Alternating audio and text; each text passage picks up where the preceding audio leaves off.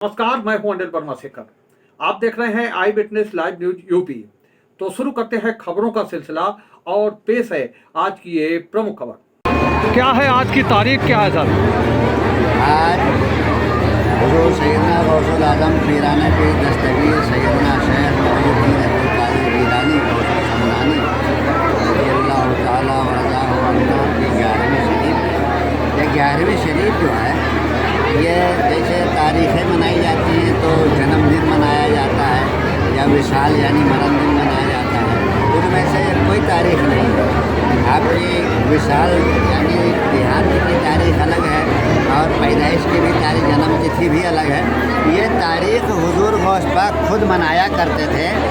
वो इस क्योंकि 12 तारीख को मोहम्मद सल्लल्लाहु अलैहि वसल्लम आए, तो मोहम्मद साहब के पैदाइश को लेकर 11 तारीख की रात में वो लंगर आम किया करते थे, मिलाद मनाया करते थे। तो उनकी 11वीं इतनी मशहूर हो गई कि लोग उनकी विलादत और वफ़ात वो भूल के ये इतनी फेमस कर, क्योंकि मोहम्मद साहब से चूँकि जुड़ा हुआ मामला था।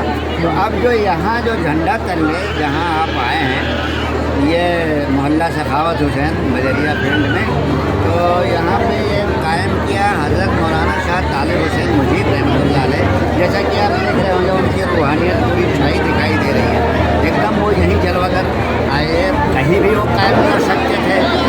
उनकी तो इतनी प्रॉपर्टी फर्रुखाबाद में पड़ी है और वहाँ जहाँ उनका मज़ार है वहाँ खुद इतनी तमाम जगह उनकी अपनी खुद की, चाहते तो वहाँ कायम कर देते। लेकिन चूँकि इस मोहल्ले वालों से उनको इतना लगाव था, इतनी मोहब्बत थी कि वो यहाँ ला कर के वो कायम किए। हुजूर सैयदना गौसुल आजम की इराक गए थे बगदाद शरीफ, जहाँ गौस पाक की मज़ार शरीफ है, तो वहाँ से उनको तबर्रुकात और ऐसे मिले थे कि बाकायदा उनको बशारत हुई थी, जिसको हिंदी में कहेंगे कि उनको पहले ही दर्शाया गया सपने में, कह लीजिए। जैसे वहाँ के जो कारकुनान थे कि वो एक शहजादा हिंदुस्तान से आ रहा है और उस वक्त तो सारा हिंदुस्तान ही था, समझ लीजिए। उस टाइम में इराक तक के तो बताया कि फला ज़िले से फला शहजादा आ रहा है, उसको हमारे फला चीज़ें दे देना। वो तबर्रुकात 6 या 7 दिन तक आप पहले प्लेन नहीं था, जिसमें पानी वाले जहाज़ से आते जाते थे। 6 या 7 दिन में आए थे और सर पे ही रखे रहे, उतारे नहीं। ये एक अजूबा है उनके एहतराम का। तो ये एक तरह से उनका उर्स मनाया जाता है। जो गौस पाक बड़े पीर साहब हैं, जिन्हें हम लोग बड़े पीर साहब के नाम से जानते हैं, तो एक तरह से ये उनका उर्स है। तो अब जैसे उर्स में मज़ार होती है तो मज़ार पे चादरें चढ़ती हैं, गिलाफ। तो यहाँ चूँकि मज़ार तो है नहीं, तो वो तबर्रुकात हैं, उनका प्रसाद है, उनकी निशानियाँ हैं। तो यहाँ झंडा शरीफ, आपने एक झंडा कायम कर दिया तो झंडे की जोड़ा कुर्सी होती है, वो चादर की जगह पर जोड़ा कुर्सी होती है और गागरें और कव्वाली, यानी मतलब उर्स के सारे अरकान अदा होते हैं यहाँ। और ये फैज़ जारी है, सोने चांदी के चिराग चढ़ते हैं, सारी दुनिया जानती है। और हमारे यहाँ हिंदू, मुस्लिम, सिख, ईसाई सब अपनी श्रद्धा, अपनी अकीदत लेकर के आते हैं। यहाँ कोई ये नहीं कि खाली मुसलमानों का हो या नमाज पढ़ने वालों का। यहाँ आप देखेंगे हर कौम के लोग दिखाई देंगे। और हमारे हिंदू बहनों का तो ये अकीदा इतना ज़्यादा जुड़ा हुआ है श्रद्धा से कि उनका ये मानना है कि जो चिराग जला के घर से आती हैं उनकी अपनी सोच है, लेकिन उस सोच में भी असर है कि वो चिराग अगर बड़े पीर साहब तक के जलता रह गया तो मेरी मुराद पूरी होगी। अब हकीकत में ये सिद्ध भी हो चुका है। तो ये अपनी श्रद्धा की बात, भाई श्रद्धा से पत्थर भगवान है और नहीं तो भगवान भी कुछ नहीं है अगर अकीदत नहीं। तो ये जो है मौलाना शाह तालिब हुसैन साहब मुजीब, जिनकी मज़ार दुनिया पर है, उन्होंने कायम किया था और वो यहीं रहते हैं आके 3 दिन। ये दिखाई पड़ता है सब।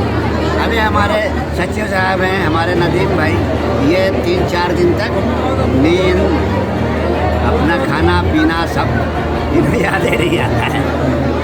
और माशाअल्लाह अल्लाह तक तरक्की दे। क्या क्या हुआ है यहाँ? आज जो है तो शरीफ वालों की नाकरें आई। तो ये तो शाह तालिब हुसैन साहब मुजीब जो हैं, जो जिन्होंने कायम किया था, उनका जहाँ मज़ार है तो वहीं उनके पीर का भी है। तो आप अपने हयात में यानी ज़ाहिर में तो अपने पीर के यहाँ से गागरें लाया करते थे। उस टाइम बता रहे हैं 500-150 बरस पहले 500 गागरें आया करती थी। लोग शामिल होते थे। तो वो परंपरा आज तक चल रही है और आज भी 500 700 भी 400 घटती बढ़ती रहती है। तो वही वहाँ से गागरें आती हैं, वो उनकी सुन्नत, उनकी पैरवी जो है, उनका जो मार्गदर्शन था वो आज तक चालू है। और यहाँ जो है वो चढ़ती है गागरें और वहाँ के मालिकान, वहाँ के जो है खादमीन जो है, वहाँ के सज्जादा वो अपना लेकर के आते हैं, यहाँ चढ़ाते हैं। अब कल जो है यहाँ रात भर कव्वाली हुई, महफिल समा हम लोग बोलते हैं।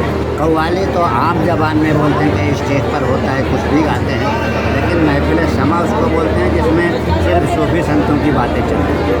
उसमें मतलब कोई दुनियावी बहस है और दुनियावी कलाम नहीं होता, तो वो सूफी संतों की बातें। तो गागरों में क्या, गागरों का क्या इतिहास है? गागरों का हिसाब ऐसा है, ये जो करबला हुआ, ये जितने सिलसिले दुनिया में चले ये हसन हुसैन से चले। हसन हुसैन मौला अली के लड़के थे, यानी मोहम्मद साहब के नवासे थे। तो सारे सिलसिले, ये जो बड़े पीर साहब हैं या अपना अजमेर शरीफ के ख्वाजा साहब हैं, 12 सिलसिले हैं जिनमें 9 कादरी और 5 चिश्ती, 14 खानों 14 सिलसिले चल रहे हैं। ये 14 वाली साहब पे चलते हैं।